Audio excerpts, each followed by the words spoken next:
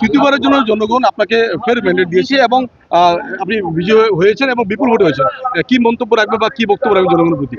আপনাদের মাধ্যমে সমগ্র লামডিংবাসী জনগণকে আমার আন্তরিক সম্মান অভিনন্দন জ্ঞাপন করেছি যে তৃতীয়বারের কারণে ওনাদের আশীর্বাদ দিয়ে লামডিং সমষ্টির বিধায়ক মনোনীত করার জন্য প্রাণ ভরা সম্মান অভিনন্দন জ্ঞাপন করছি এবং ব্যক্তিগত আমার জীবনে এটা অনেক বড় একটা প্রাপ্তি।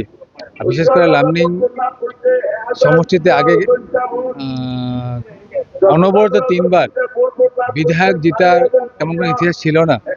এবার প্রথমবার জনগণ আশীর্বাদে তৃতীয়বার আমি নিজেও বিধায়ক হয়েছি এবং আসামও তৃতীয়বারের জন্য ভারতীয় জনতা পার্টি মিত্র সভা গঠন হয়েছে। সত্যি সেটা প্রশংসনীয়।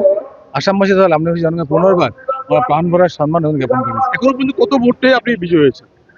এখন আরও 3-4টা ইভিএম গণা বাকি আছে, কমেও এটা 21-22 হাজার হবে ব্যবধান। নিশ্চয়ই প্রায় 21 থেকে 20 হাজার ভোটের ব্যবধান জেতার সম্ভাবনা রয়েছে। এবং আমি আরো একবার কথা বলবো, ওনার সহধর্মী রয়েছেন 3বারের বিধায়ক এবং লামডিং এর যে ইতিহাস, যে রেকর্ড কিন্তু বলা যেতে পারে যে প্রথমবার কোন একজন ব্যক্তি তৃতীয়বারের জন্য বিধায়ক হয়েছেন।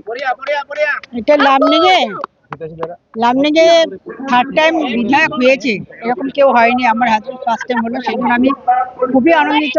এরকম একটা রেকর্ড ব্রেক করেছে। আগে 2nd টাইম হয়েছিল, 3rd টাইম আমার মিস্টার হওয়াতে আমি খুবই আনন্দিত তুললো এবং জনগণকে অনেক ধন্যবাদ জানাচ্ছি সেটার জন্য। জনগণের সহযোগিতা, জনগণের ভালোবাসা এবং জনগণের প্রার্থনার জন্য আজকে আমরা এই দিনটা করতে পেরেছি। নিশ্চয়ই জনগণের ভালোবাসা এবং জনগণের প্রার্থনার জন্য কিন্তু লামডিং কেন্দ্র থেকে রেকর্ড ব্রেক করে তৃতীয়বারের জন্য বিধায়ক হিসেবে জনগণের যে সহমত এবং বিপুল পরিমাণে ভোট পেয়ে কিন্তু লামডিং কেন্দ্র থেকে 64 নং বিধানসভা লামডিং কেন্দ্র থেকে বিজেপি প্রার্থী শিবু ইউসুফ ফের একবার জয় হয়েছে। ক্যামেরা রাহুলের সহযোগিতায় Dhiraj report, news day Bangla.